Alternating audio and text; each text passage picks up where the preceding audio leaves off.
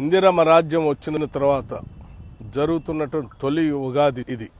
ఈ క్రోధినామ సంవత్సర ఉగాది శుభ సందర్భంగా ప్రపంచవ్యాప్తంగా ఉన్నటువంటి తెలుగు ప్రజలందరికీ కూడా నా హృదయపూర్వకమైనటువంటి అభినందనలు తెలియజేస్తూ ఉన్నాను, శుభాకాంక్షలు కూడా తెలియజేస్తూ ఉన్నాను.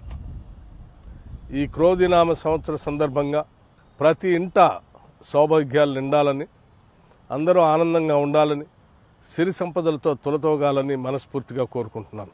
ఈ సంవత్సరం సమృద్ధిగా వర్షాలు పడాలని, తద్వారా రాష్ట్ర వ్యాప్తంగా వ్యవసాయం మీద ఆధారపడి ఉన్నటువంటి ప్రజానికం అందరూ కూడా సుఖ సంతోషాలతో వెలుగొందాలని చెప్పి ఆ భగవంతుని ప్రార్థిస్తూ ఉన్నాను.